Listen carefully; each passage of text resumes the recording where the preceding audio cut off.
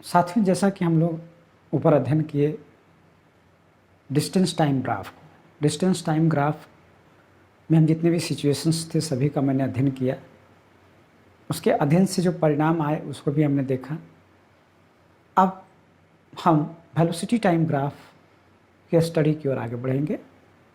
Velocity time graph पढ़ने से पहले वेलोसिटी के जितने भी आयाम हैं, यूनिफॉर्म, नॉन यूनिफॉर्म, जो वेलोसिटी है इसका अध्ययन ज़रूरी है, क्योंकि इसकी जानकारी रहने के बाद ही हम ग्राफ को अच्छी तरह समझ पाएंगे।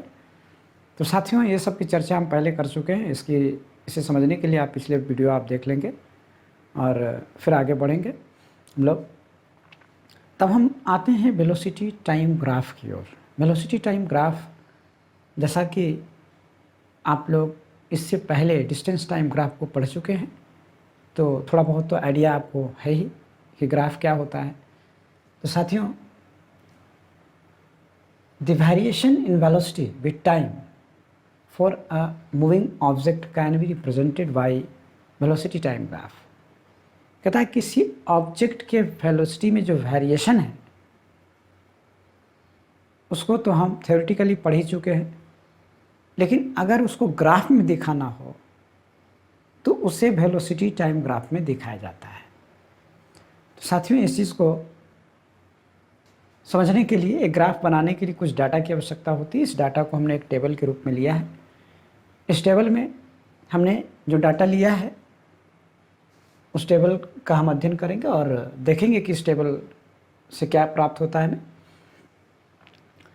साथियों, यहाँ पर जो हम पढ़ने जा रहे हैं वेलोसिटी टाइम ग्राफ का जो पहला पार्ट है वो आपका है कांस्टेंट वेलोसिटी या यूनिफॉर्म वेलोसिटी।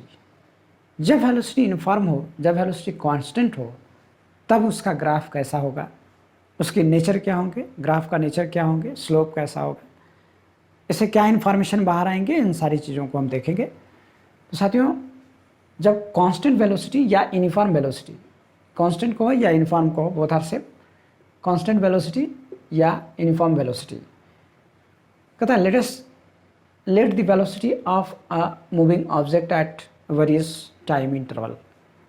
हम अनेक समय में, मतलब वेरियस टाइम में, हम किसी ऑब्जेक्ट की वेलोसिटी की हम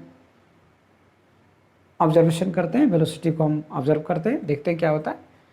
साथियों, यहाँ पर मैंने जो जीरो लिया है ये इसलिए लिया है क्योंकि कोई भी ऑब्जेक्ट जीरो से स्टार्ट होती है, तो जब जीरो से स्टार्ट होगी तो इसके टाइम भी जीरो होंगे और जो वेलोसिटी भी जीरो होंगे। बट आफ्टर फर्स्ट सेकेंड, यानी पहले सेकेंड के बाद, after 1 second, the velocity reach to 10 metre per second, 10 metre per second. 1 second के बाद उसकी जो वेलोसिटी होती है मूविंग ऑब्जेक्ट का वो 10 मीटर हो जाता है।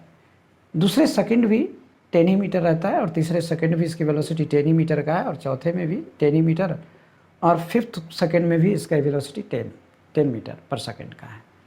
साथियों, जो इस सिचुएशन जो हम इस टेबल में देख रहे हैं उससे ये पता चलता है कि जो मूविंग ऑब्जेक्ट है वो यूनिफॉर्म वेलोसिटी में है, because the change in velocity with time is zero, so the motion is uniform, the velocity is uniform. जब किसी मूविंग ऑब्जेक्ट में समय के साथ समय के साथ जब परिवर्तन, उसके वेलोसिटी में जो परिवर्तन है वो जीरो हो, तब हम ऐसे मोशन को, वैसे मूवमेंट को हम यूनिफॉर्म वेलोसिटी में कहेंगे। तो यहाँ पर जैसा कि हम देख रहे हैं कि समय तो बढ़ रही है, पहला सेकंड से दूसरा, दूसरा से तीसरा, तीसरा से चौथा, चौथा से पाँचवा हुआ, but there is no change in the velocity of a moving object. Moving object के वेलोसिटी में कोई परिवर्तन नहीं हुआ। It means the object move in uniform velocity या कांस्टेंट वेलोसिटी। टेबल से जैसा कि हम लोग ये प्राप्त कर चुके हैं, टेबल को अध्ययन करने के उपरांत, टेबल के स्टडी करने के उपरांत हमें ये प्राप्त हो चुका है कि जो ऑब्जेक्ट है वो यूनिफॉर्म मोशन में है, यूनिफॉर्म वेलोसिटी में है, कांस्टेंट वेलोसिटी में है। अब जब ये कांस्टेंट वेलोसिटी में है तो फिर हम इसका ग्राफ प्लॉट करेंगे, ग्राफ को बनाएंगे और देखेंगे कि ग्राफ कैसा आता है, इससे क्या इन्फॉर्मेशन निकलते हैं, इसका स्लोप क्या है। साथ में जब हम ग्राफ की ओर चलते हैं तो O is the origin from where an object start moving. कहता है कि ओ क्या है, ऑरिजिन है जहाँ से कोई ऑब्जेक्ट मूव करना स्टार्ट करता है। तो जैसा कि हमने पहले कहा था कि 0 सेकेंड्स में इसके वेलोसिटी 0 होंगे, लेकिन जब 1 सेकेंड का समय गुजरेगा, by expending 1 second, the speed of a vehicle reach to 10 meter per second. And after that, time is going on, but velocity is constant. समय तो बढ़ते जा रहा है, 1 second, 2 second, 3 second, 4 second, 5 second, but velocity is constant 10 metre per second. तो जैसा हम देखते हैं, जैसा हमने कहा था कि अगर कोई ऑब्जेक्ट का ग्राफ में अगर रियल सिचुएशन पता करना हो, रियल पोजीशन पता करना हो, तो हमें 2 चीज़ करनी पड़ती है। एक टाइम एक्सिस से परपेंडिकुलर ड्रॉ करना पड़ता है और दूसरा जो डिस्टेंस एक्सिस या वेलोसिटी एक्सिस है उससे परपेंडिकुलर ड्रॉ करना पड़ेगा। तो जब हम पहले सेकंड पे जब टाइम एक्सिस से जब परपेंडिकुलर ड्रॉ करते हैं और दूसरा जब वेलोसिटी एक्सिस यानी बाई एक्सिस से जब परपेंडिकुलर ड्रॉ करते हैं, तो the perpendicular draw from X axis and Y axis intersect at point A. ये क्या करता है, पॉइंट ए पर इंटरसेक्ट करता है। तो intersect is the position, intersecting point is the position of an moving object after 1 second. 1 second के बाद जो ऑब्जेक्ट का जो पोजिशन होगा वो ए पर होगा। क्लियर? ठीक उसी प्रकार दूसरे सेकेंड में जब भी जाएंगे तो चूंकि ये जो constant speed is constant, here velocity is constant, velocity is not change with expanding time. समय के बीतने के साथ वेलोसिटी चेंज नहीं हो रहा है। That's why the all points fall on a straight line AV।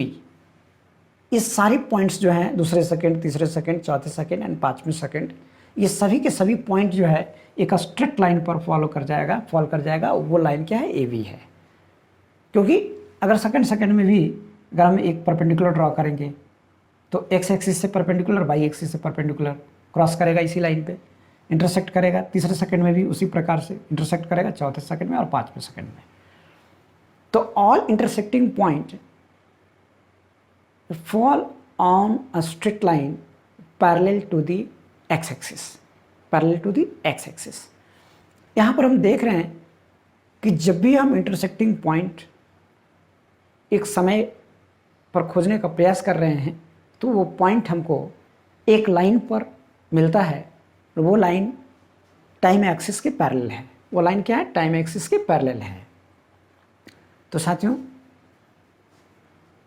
यहाँ पर ये जो लाइन जो ड्रॉ की गई है A to B, this is the line, this is the graph of velocity time graph in the situations when an object move with uniform velocity। जब कोई ऑब्जेक्ट यूनिफॉर्म वेलोसिटी से जब मूव करता है तब उसका graph parallel to the x axis, that means parallel to the time axis. ये time axis के पैरेलल उसका ग्राफ होता है। It means AV is the graph of moving object when an object move with uniform velocity. जब कोई object uniform velocity से जब move करेगा तो उसका ग्राफ टाइम एक्सिस के पैरेलल होंगे। तो साथियों, अब हमने जब ये देख लिया कि जब हम ग्राफ बना रहे हैं तो यूनिफॉर्म वेलोसिटी की सिचुएशंस में वो ग्राफ जो है टाइम एक्सिस के पैरेलल होता है। इस चीज़ को याद रखेंगे क्योंकि इसी तरह का क्वेश्चंस राइज होते हैं, पूछे जाते हैं। यहाँ तक कि जब न्यूमेरिकल्स आएंगे तो इसी तरह का आपको दे दिया जाएगा और पूछा जाएगा कि इस मूविंग ऑब्जेक्ट के द्वारा कितना डिस्प्लेसमेंट हुआ है, उसको आप ज्ञात करें, उसको आप निकालें। Find out the displacement bye a moving object from A to B। जब कोई ऑब्जेक्ट A से B तक मूव करता है तो उसके द्वारा जो डिस्प्लेसमेंट होता है उसे फाइंड करने के लिए कहा जाएगा। तो साथियों, इस सिचुएशंस में हम इसको याद रखेंगे कि जब कोई ऑब्जेक्ट कहता है कि when an object move in uniform velocity the velocity time graph parallel to the time axis। Parallel to the time axis. अब साथियों यहाँ पर जैसा कि कुछ इन्फॉर्मेशंस हैं, जैसे कि टाइम एक्सिस, जैसे यहाँ पे कहा गया है कि टाइम को एक्स एक्सिस पर लिया गया है, वेलोसिटी को वाई एक्सिस पर, ये सब तो जनरल इन्फॉर्मेशन मैंने पहले भी दे चुके हैं। अब इसको हम ऑब्जर्व किए तो यूनिफॉर्म मोशन में पाया गया, यूनिफॉर्म वेलोसिटी में पाया गया। तो जब ग्राफ जब हम लिए तो ग्राफ में देखिए कहता है ये graph the graph is a straight line या parallel to the x axis since the velocity is uniform. चूँकि वेलोसिटी कैसा है, यूनिफॉर्म है।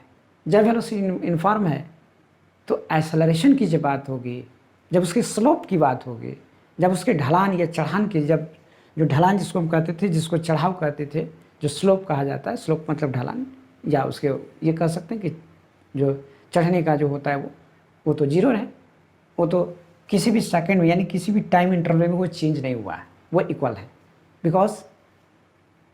Because the body move is in uniform velocity, क्योंकि वो जो बॉडी है वो यूनिफॉर्म वेलोसिटी से मूव कर रहा है। So there is no acceleration, तो यहाँ पर कोई एक्सेलरेशन नहीं होगा। That's why the slope is zero, वहाँ पर स्लोप क्या होगा, जीरो होगा।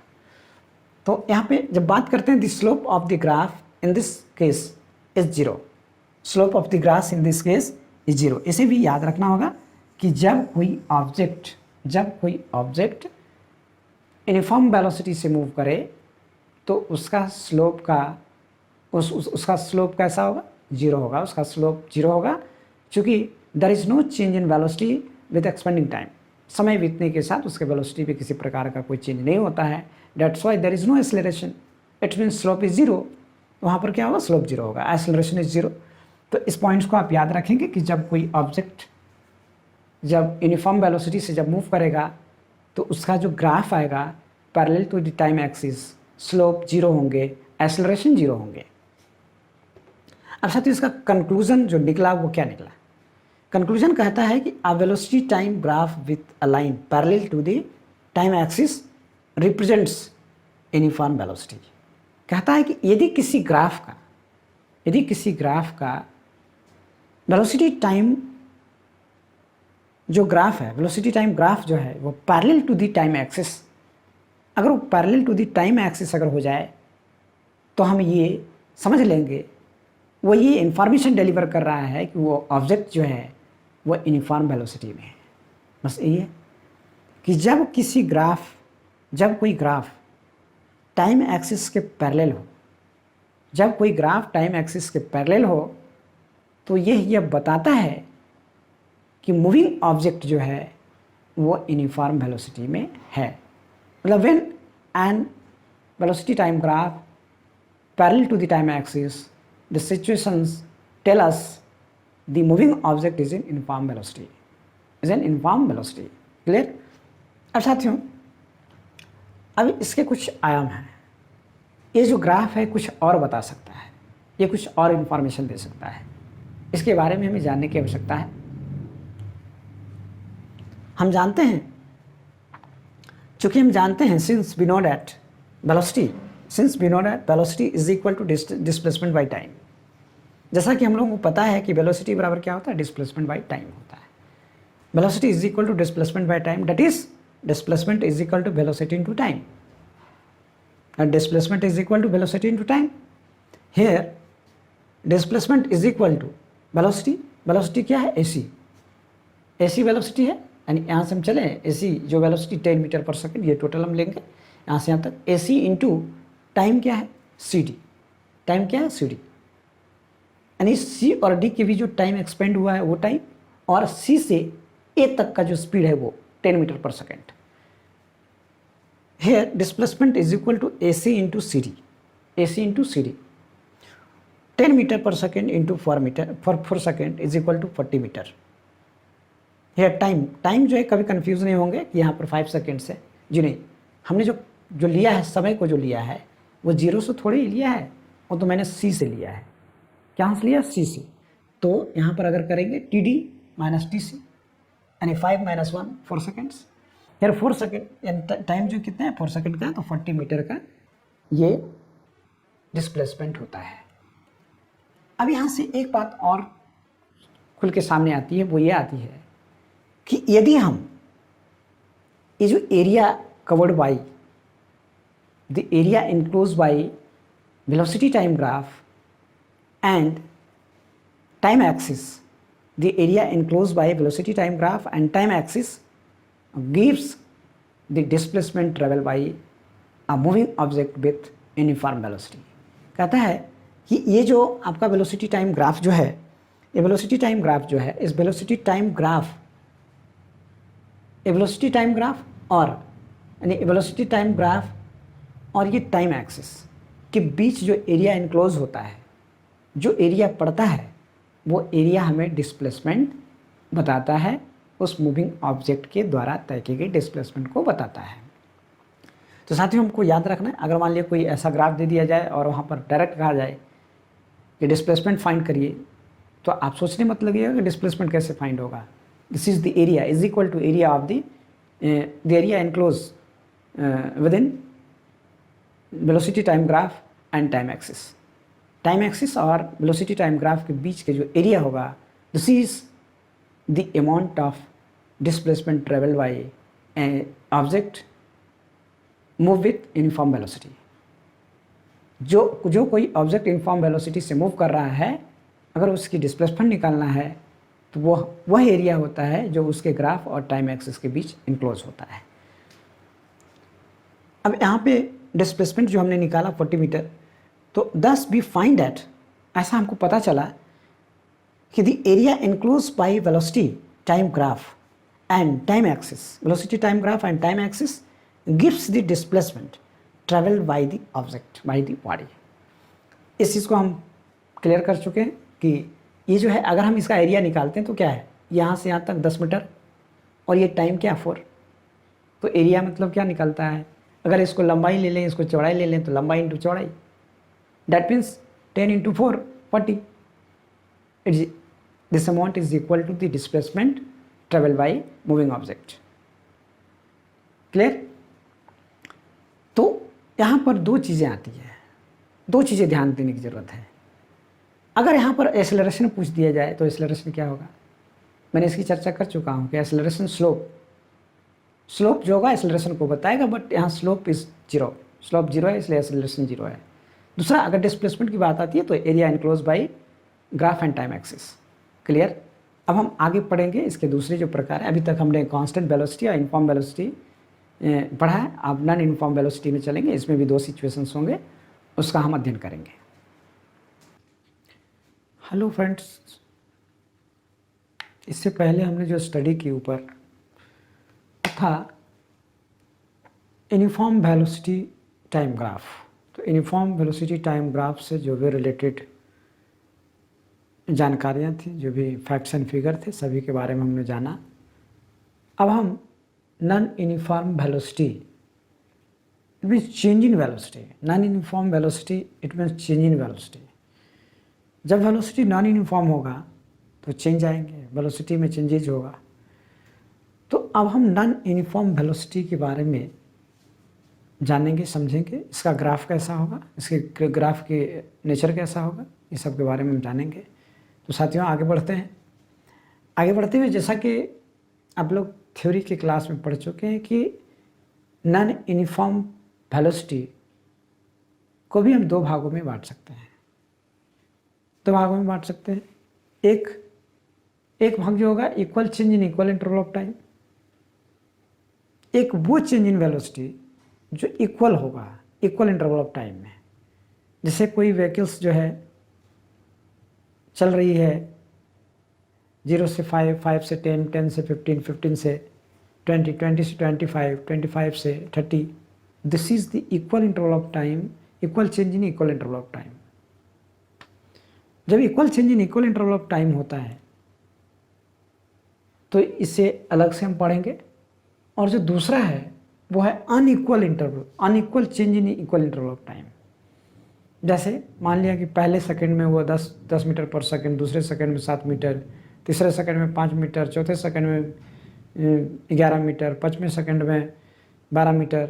अगर इस तरह की स्पीड अगर हो, वेरिएबल हो, जब उसका कोई सीक्वेंस ना हो, कोई ढंग ना हो, कोई पैटर्न ना हो, तो वो जो जो चेंज इन वेलोसिटी होगा उसको हम non uniform change in velocity कहेंगे।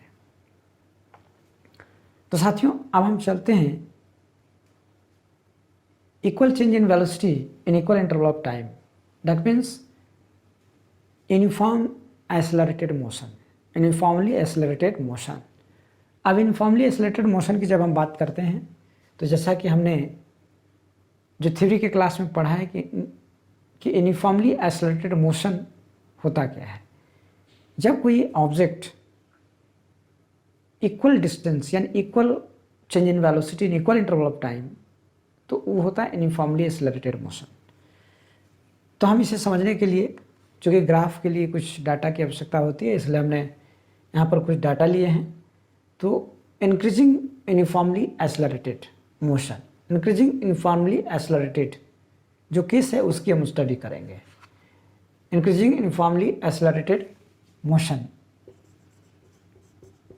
ये जो केस है अब इसकी स्टडी करेंगे। कहता है let the velocity of a moving object at various time.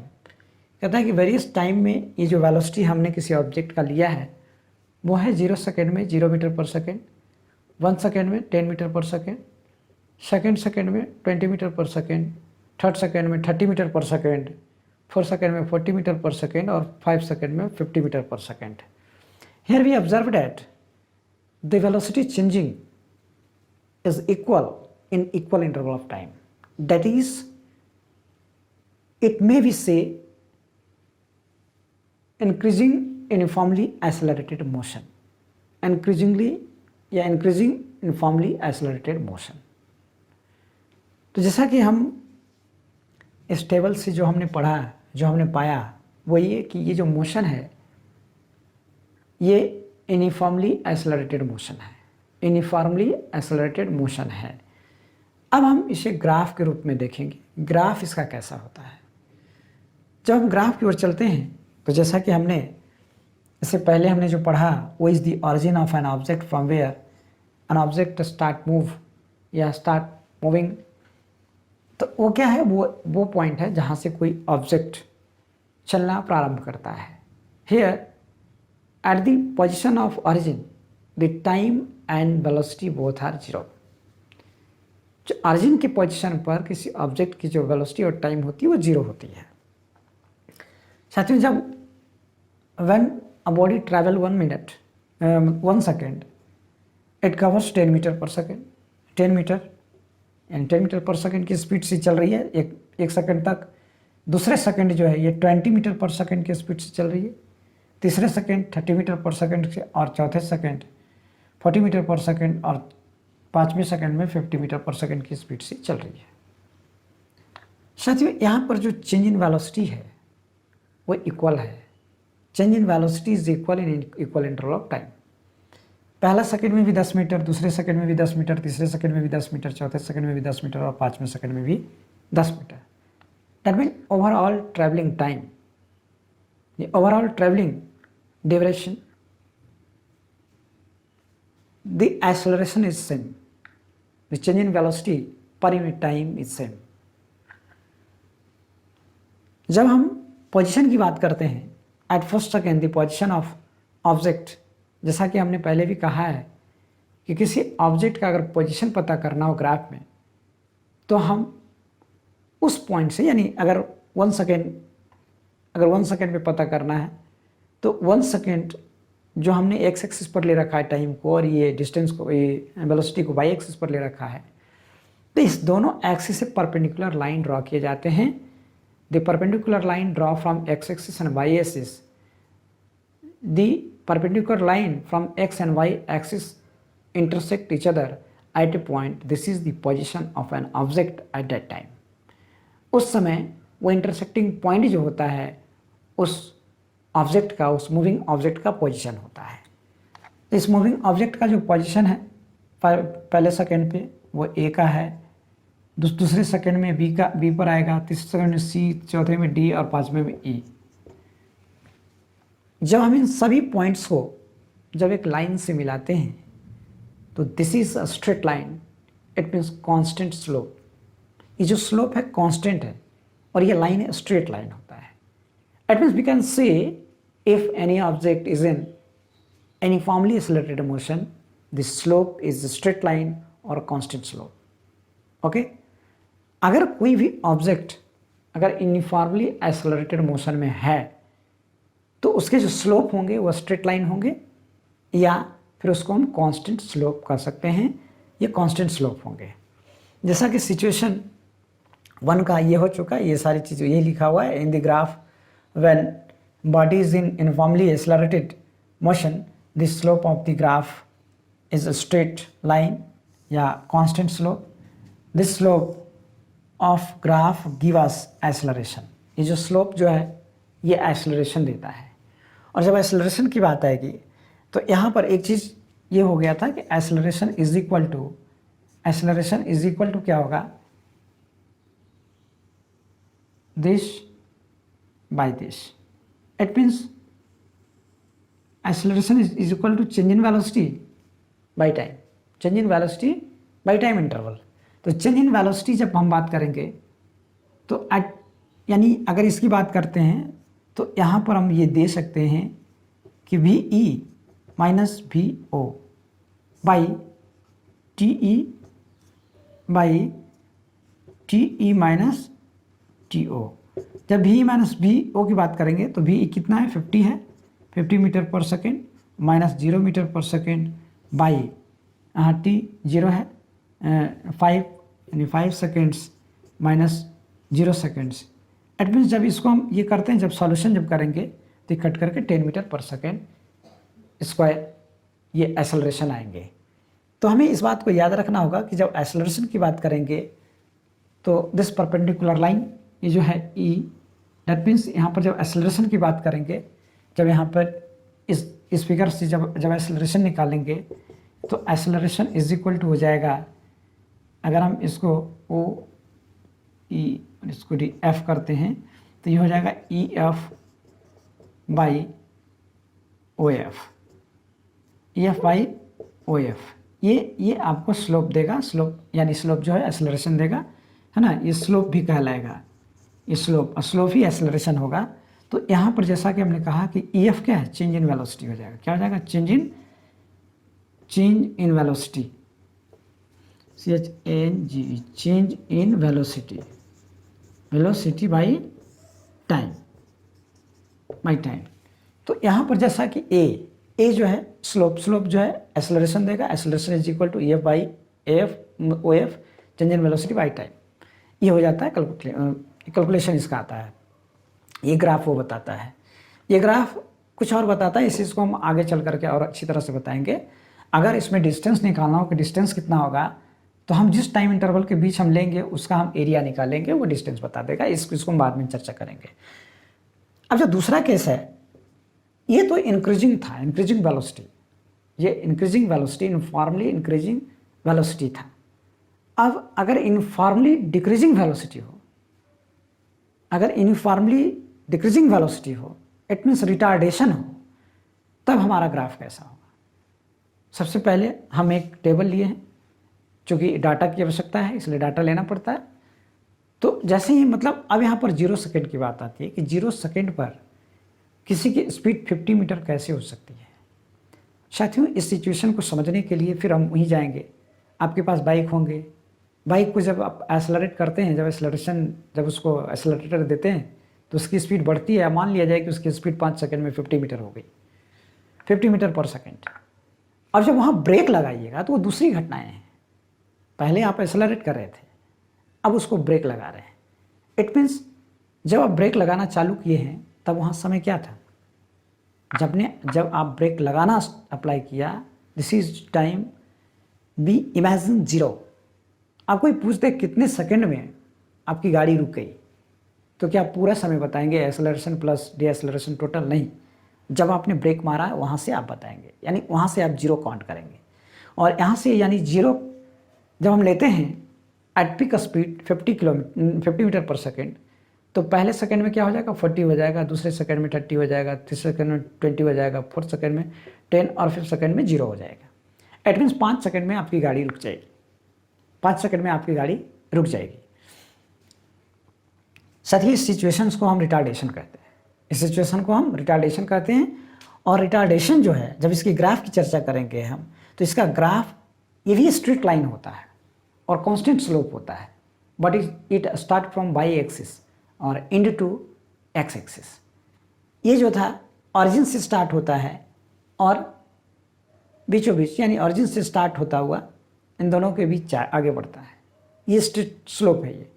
लेकिन जब हम डिसलेरेशन की बात करेंगे, जब हम रिटार्डेशन की बात करेंगे, तो यहाँ पर अब यहाँ कहेंगे कि यहाँ जीरो कैसे है टाइम, क्योंकि टाइम एक्स एक्सिस है, यहाँ पर इस पर कहीं भी लेंगे टाइम जीरो होगा। तो जब ये 50 है, जब ये 50 मीटर है, 50 मीटर पर सेकेंड, और जब 50 मीटर पर सेकेंड की स्पीड से जब हमारी बाइक चल रही थी, उस समय हमने ब्रेक अप्लाई किया। तो ब्रेक जैसे ही अप्लाई किया तो पहले सेकेंड में ये 40 हो गया, दूसरे सेकेंड में 30, तीसरे सेकेंड में 20, चौथे सेकेंड में 10 और पाँचवें सेकेंड में 0 हो गई। इसको कहते हैं रिटार्डेशन। रिटार्डेशन है ये। इसलिए इसके जो ग्राफ हैं, इसके जहाँ तक हम ग्राफ की बात करेंगे, तो graph it is also straight and constant, but it start from by axis और इनटू एक्स एक्सिस। ये बाई एक्सिस से स्टार्ट होता है और एक्स एक्सिस पे एंड करता है। इसमें इस स्लोप में यही है। अब यहाँ पे इस चीज़ की हम चर्चा कर चुके हैं। अब इन दोनों फिगर से कुछ इंफॉर्मेशन बाहर आएंगी, हम उसकी भी चर्चा करेंगे। अब इसको चर्चा करने के बाद हम उसकी चर्चा करते हैं। इसकी चर्चा हो चुकी है, अब हम आगे करेंगे। साथियों, वेलोसिटी टाइम ग्राफ में अभी जो हम अध्ययन किए, इसके ऊपर जो अध्ययन किए, वो था equal change in equal interval of time. Equal change in equal interval of time that means uniformly accelerated motion. और अब जो हम चर्चा करने जा रहे हैं ये है non uniformly accelerated motion. That means the change in velocity is an interval of time is not equal in equal interval of time. यानी कि मतलब चेंज इन वेलोसिटी इक्वल नहीं होगा, किसी भी इंटरवल ऑफ टाइम में चेंज इन वेलोसिटी इक्वल नहीं होगा। It means we can say this motion is non uniformly accelerated motion. इसकी चर्चा हम जब थ्योरी में कर रहे थे तो इसका जिक्र हमने किया था और कहा था कि 9th क्लास में ये पढ़ना नहीं है, सिर्फ इसके बारे में जानना है कि ये है क्या। ठीक है, यहाँ भी हम इसके बारे में जानेंगे, इसके बारे में कोई डिटेल स्टडी नहीं करेंगे, सिर्फ इसके बारे में जान लेंगे कि आखिर इसका स्लोप ग्राफ कैसा होता है, उसका क्या नेचर है, क्या बताएगा। जहाँ तक स्लोप की बात है, जहाँ तक ग्राफ की बात है, तो ग्राफ चाहे यूनिफॉर्म मोशन का हो, नॉन यूनिफॉर्म मोशन का हो, चाहे किसी का भी हो, लेकिन जो स्लोप होता है, जो information given by the graph is always same, वो एक जैसा रहता है। बट उसकी जो नेचर जो होते हैं वो अलग अलग होते हैं। कोई इंक्रीजिंग होता है, कोई डिक्रीजिंग होता है, कोई ओरिजिन से स्टार्ट होता है, कोई एक्सिस वाई से स्टार्ट होता है। तो both are different nature but results are same. सबके जो रिजल्ट्स होते हैं, जो इन्फॉर्मेशन होते हैं, वो सेम होता है। तो साथियों, अब चलते हैं। अगर हम नॉन यूनिफॉर्म एक्सेलरेटेड मोशन की बात भी अगर हम करते हैं तो इसमें भी दो सिचुएशंस क्रिएट होते हैं। एक वैसा नॉन यूनिफॉर्म एक्सेलरेटेड मोशन जिसमें इंक्रीजिंग हो, उसकी जो वेलोसिटी हमेशा इंक्रीज करता हो, हमेशा बढ़ता हो, but in different amount in equal interval of time. कहते हैं कि वो अलग अलग अमाउंट से इक्वल इंटरवल ऑफ टाइम में बढ़ता हो, उसको हम increasing non uniformly accelerated motion कहेंगे। लेकिन जब कोई ऑब्जेक्ट की वेलोसिटी डिक्रीजिंग हो, घटता हुआ हो, जैसे मान लिया 32 मीटर आगे चल करके फिर जैसे एक पहले सेकंड में 32 मीटर पर सेकंड, दूसरे सेकंड में 40, मतलब 8 का अंतर हुआ, तीसरे सेकंड में अगर 44, 4 का अंतर हुआ, चौथे सेकंड में अगर 46, 2 का अंतर हुआ, this is the decreasing velocity. And this situations, जो ग्राफ का जो प्रकृति होगा उसको भी हम देख लेते हैं। तो first of all we know about the increasing non uniformly accelerated motion. जैसा कि आपको पता है, एक ग्राफ खींचने के लिए हमें डाटा की आवश्यकता होती है, इसलिए हम एक टेबल लेते हैं और उस टेबल को ये प्रूफ करते हैं, ये हम पता करते हैं कि ये जो मोशन हमने लिया है, ये मोशन इंक्रीजिंगली या increasing non uniformly accelerated motion है या नहीं है। जैसा कि 0 सेकेंड में 0 मीटर, कोई भी जब स्टार्ट करेगा 0 सेकेंड में 0 metre, first second 5 metre per second, second second 20 metre per second, it means the difference between them is 15 metre per second. यहाँ पर 1 सेकेंड में जो डिफरेंस है वो 15 मीटर का है। अगले फिर थर्ड सेकेंड में जब हम बात करते हैं तो ये 20 मीटर पर सेकेंड का है, और जब इससे अगले की बात करते हैं तो 25 मीटर पर सेकेंड का। It means we can say this increasing speed, the increasing velocity here given, यहाँ पर जो इंक्रीजिंग वेलोसिटी गिवन है, दिया हुआ है, तो हम इसको कह सकते हैं कि this situation is the increasingly या increasing non uniformly accelerated motion. अब हम इस डाटा से ग्राफ को तैयार करते हैं, ग्राफ प्लॉट करते हैं, ग्राफ बनाते हैं। O is the origin from where any object start from moving. O क्या है? ऑरिजिन है जहाँ से कोई ऑब्जेक्ट मूव करना स्टार्ट करता है। देखिए पहले सेकंड्स में इसकी जो स्पीड है वो 5 मीटर पर सेकंड का है, दूसरे सेकंड में 20 मीटर पर सेकंड का, तीसरे सेकंड में 40 मीटर पर सेकंड का, और चौथे सेकंड में 65 मीटर पर सेकंड का। तो जो हम डिफरेंस देख रहे हैं, पहला सेकंड में 5 मीटर का, दूसरे सेकंड में 15 का, तीसरे में 20 का, चौथे में 25 का, this is the increasing velocity, but in different amount in equal interval of time. जब इक्वल इंटरवल ऑफ टाइम में जब इंक्रीजिंग वेलोसिटी डिफरेंट अमाउंट में जब बढ़ता हो, तब हम उसको नॉन यूनिफॉर्मली एक्सेलरेटेड मोशन कहेंगे। अब साथियों जब हम पोजीशन की बात करते हैं, at first second, at the end of first second, at the end of 1 second, the position of moving object is find out by the intersection point of perpendicular drawn on axis X and Y. जो position होता है वो उस वस्तु का intersecting point होता है जो 2 परपेंडिकुलर लाइन से कटता है। वो परपेंडिकुलर लाइन ड्रॉ किया जाता है एक्स एक्सिस और वाई एक्सिस पर। कहता है the location of an moving object is defined as the intersecting point of perpendicular drawn on axis X and axis Y.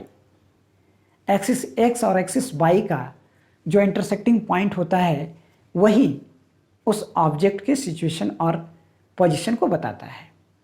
तो साथियों जैसा कि फर्स्ट सेकेंड पे हमने दोनों परपेंडिकुलर लाइन ड्रॉ किए हैं, तो इसका इंटरसेक्टिंग पॉइंट ए है। सेकेंड टाइम में जब सेकेंड की बात करें तो ये बी है, और ये सी और ये डी है। और जब इन सभी पॉइंट्स को जब हम मैच करते हैं, जब इस सभी पॉइंट्स से होकर के एक जब ड्रॉ करते हैं, एक लाइन ड्रॉ करते हैं, this line is a shift towards the Y axis. जैसा कि हमने डिस्टेंस टाइम ग्राफ में हमने कहा था कि जब कोई ग्राफ जब वाई एक्सिस की तरफ शिफ्ट करे, यानी away from the time axis से अगर दूर जाए तो उसको हम इंक्रीजिंग स्लोप कहेंगे। उसको क्या कहेंगे? इंक्रीजिंग स्लोप कहेंगे। उस स्लोप को हम इंक्रीजिंग स्लोप कहेंगे। और जब बिलो द टाइम एक्सिस, यानी टाइम एक्सिस के जब नज़दीक आए, नियर द टाइम एक्सिस, जब ये स्लोप टाइम एक्सिस के जब नज़दीक जाए, this is the decreasing slope, उसको हम डिक्रीजिंग स्लोप कहेंगे। तो पहले सिचुएशंस में हमने देखा कि जब कोई object increasing non uniformly accelerated motion में अगर होता है तो उसका स्लोप इंक्रीजिंग होता है, शिफ्ट टुवार्ड्स बाई एक्सिस होता है, बाई एक्सिस की तरफ वो शिफ्ट करता है अपने यूनिफॉर्म पोजीशन से। यूनिफॉर्म पोजीशन करने का मतलब जो स्ट्रेट लाइन यहाँ से ड्रॉ करेंगे ये इसका यूनिफॉर्म होगा, उससे वो बाई एक्सिस की तरफ शिफ्ट करेगा, यानी अवे फ्रॉम दी, यानी यूँ कहें, इसको दोनों तरफ से कहा जा सकता है।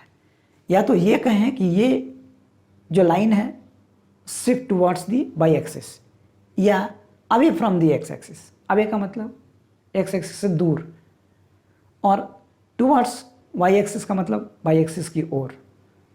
तो बोथ आर सेम, आप चाहे जैसे भी कहें, लेकिन हमें कॉन्सेप्ट याद रखना है कि इंक्रीजिंग जो स्लोप होता है वो आपको बाई एक्सिस की तरफ जाएगा या एक्स एक्सिस से दूर जाएगा, तो हम उसको इंक्रीजिंग स्लोप कहेंगे।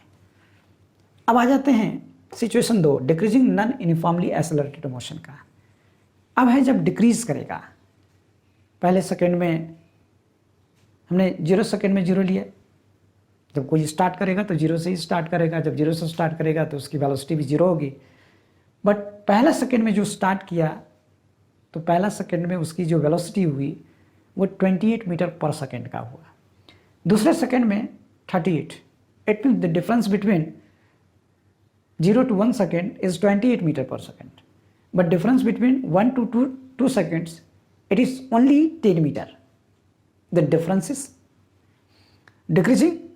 कहीं जो पहले सेकंड्स में 28 है, दूसरे सेकंड में मात्र 10 मीटर, तीसरे सेकंड में मात्र 6 मीटर और चौथे सेकंड में मात्र 2 metre. This is the decreasing velocity. In this situation we can say the object move in decreasing non-uniformly accelerated motion. Decreasing non-uniformly accelerated motion.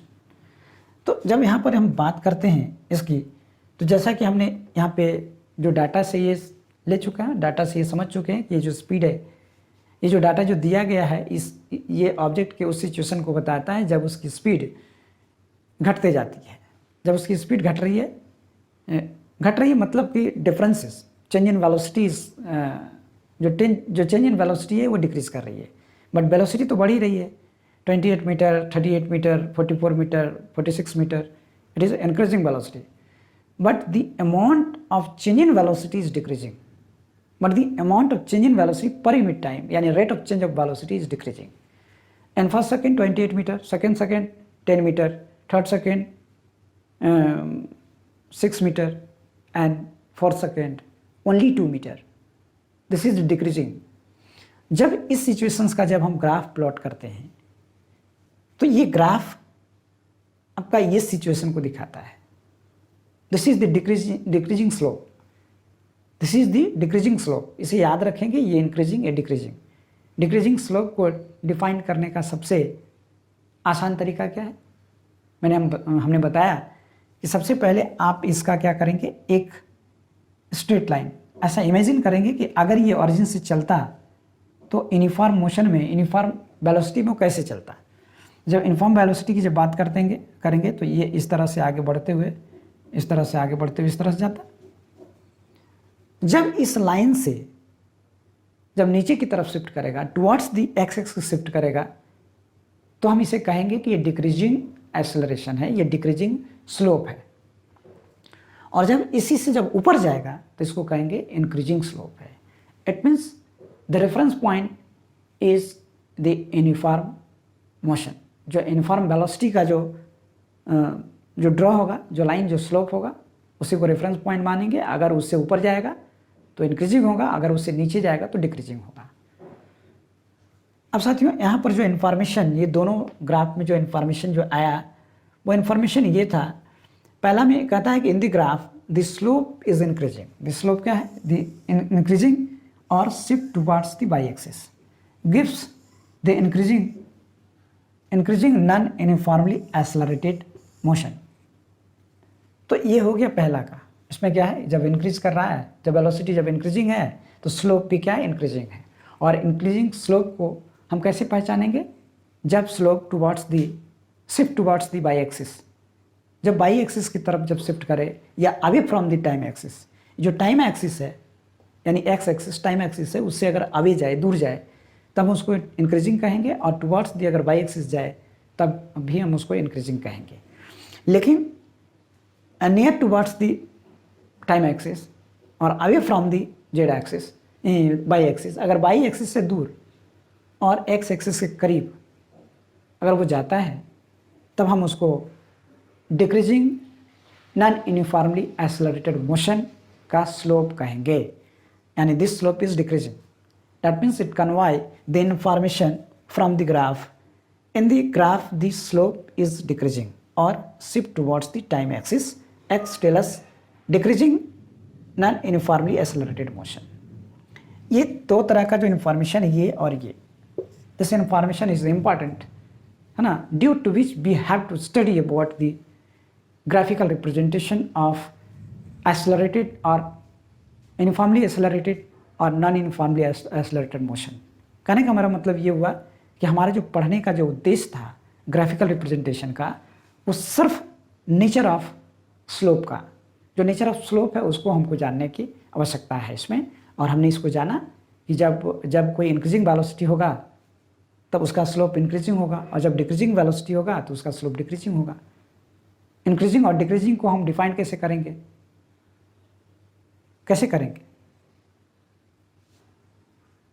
Reference point किसको मानेंगे? यूनिफॉर्म वेलोसिटी को reference point मानेंगे, और अगर उससे वो ऊपर की तरफ शिफ्ट करता है, मतलब towards the Y axis shift करेगा, तब हम उसको इंक्रीजिंग कहेंगे, और towards the x axis shift करेगा उसको डिक्रीजिंग कहेंगे। ओके, अब इन सारी चीज़ों को हमने समझ लिया है। जो आपका जो टॉपिक हमने लिखा था ऊपर, velocity time graph, velocity time graph is as the end stage, अब वो लास्ट स्टेज पर आ चुका है, लास्ट स्टेज पर हम लोग आ चुके हैं। But important information given by the graph is always known by me. हम लोगों के द्वारा जो इस ग्राफ के द्वारा जो इन्फॉर्मेशन दिया जाता है, इसका क्या एप्लीकेशन है? What is the application of graph, या what is the information convey by the graph? इस ग्राफ के द्वारा कौन सा इन्फॉर्मेशन कन्वे किया जाता है, कौन सा इन्फॉर्मेशन हमें मिलता है, इसके बारे में हमें जानकारी होनी है। इसके बारे में अभी हम जानेंगे। साथियों, अभी तक हमने जो पढ़ा distance time graph, velocity time graph, अब इस वेलोसिटी टाइम ग्राफ का कुछ एप्लीकेशंस हैं। इस वेलोसिटी टाइम ग्राफ जो है कुछ इन्फॉर्मेशन कन्वे करता है, कुछ इन्फॉर्मेशन बताता है, उसके बारे में भी हमें जानकारी होना अति आवश्यक है, क्योंकि इसी से जो आगे जो हम पढ़ेंगे इसी से रिलेटेड वो होगा, इसलिए इसको जान लेना बहुत ही आवश्यक है। साथियों, जैसा कि मेरा जो ऊपर लिखे हैं applications of the velocity time graph, तो application of the velocity time graph it means इसका कहीं ना कहीं एक यूज़ है जो आपके आगे जो स्टडी होगी उसमें इसका काम आएगा। तो पहला जो इसका यूज़ है वो कहता है, ये पहला जो इन्फॉर्मेशन ये कन्वे करता है वो ये करता है कि slope of the velocity time graph give the acceleration. ये जो स्लोप जो आप देख रहे हैं, ये स्लोप जो आप देख रहे हैं, ये हमें एक्सेलरेशन को बताता है। ये क्या बताता है? वेलोसिटी टाइम ग्राफ का जो स्लोप होता है वो एक्सेलरेशन को डिफाइन करता है, एक्सेलरेशन को बताता है। इसलिए जब भी अगर स्लोप निकालने की बात आएगी तो slope of the velocity time graph is equal to A V by O B. A V means A V by O B. O B ये टाइम एंड वेलोसिटी का जो है ये, तो A V by O B क्या है? Slope of the velocity time graph. अब जब हम स्लोप की बात करते हैं तो ए वी क्या है? ए वी जो है, A V change in velocity है। ए वी क्या है? Change in velocity. Change in velocity, A V क्या है? चेंज इन वेलोसिटी है, जहाँ ए 60 मीटर पर सेकेंड है, वहीं बी 0 मीटर पर सेकेंड है। तो साथियों, जब चेंज इन वेलोसिटी की बात आती है तो change in velocity by change in time interval. तो जब change in velocity by time interval की जब बात करते हैं तो हमने थ्योरेटिकल पेपर में पढ़ा था कि acceleration is equal to change in velocity by time. It means rate of change of velocity is known as acceleration. अब यहाँ पर जब यही फार्मूला जब आ गए हैं तो slope is equal to acceleration. It means the slope of velocity time graph convey the information of acceleration. वह एक्सेलरेशन के इंफॉर्मेशन को बताता है, कन्वे करता है। अब साथियों, हम दूसरे एप्लीकेशंस की ओर चलते हैं। इसके दूसरे एप्लीकेशन क्या है? सेकंड एप्लीकेशन कहता है कि अगर कोई ऑब्जेक्ट जब मूव कर रहा है, एक्सेलरेटेड मोशन में है, तो उसके द्वारा डिस्टेंस भी दूरी तय की जाती होगी। एक डिस्टेंस कवर जरूर होता होगा, डिस्प्लेसमेंट कवर जरूर होता होगा। तो इस डिस्प्लेसमेंट को हम इस ग्राफ के द्वारा कैसे निकाल सकते हैं? ये ग्राफ वो भी बताता है ये डिस्टेंस कैसे निकलेगा, है ना। This graph also convey the information of determination of distance covered by the object which is move with accelerated motion. कोई भी ऑब्जेक्ट जब एक्सेलरेटेड मोशन के साथ जब मूव करता है तो इस ग्राफ के जरिए हम उसके डिस्टेंस डिटर्मिनेशन भी कर सकते हैं। आते हैं, चलते हैं कैसे करेंगे। कहता है area below velocity time graph and time axis give the distance covered. कहता है एरिया, एरिया मतलब क्या, क्षेत्र, area below the velocity time graph, velocity time graph ये है, this is the velocity time graph.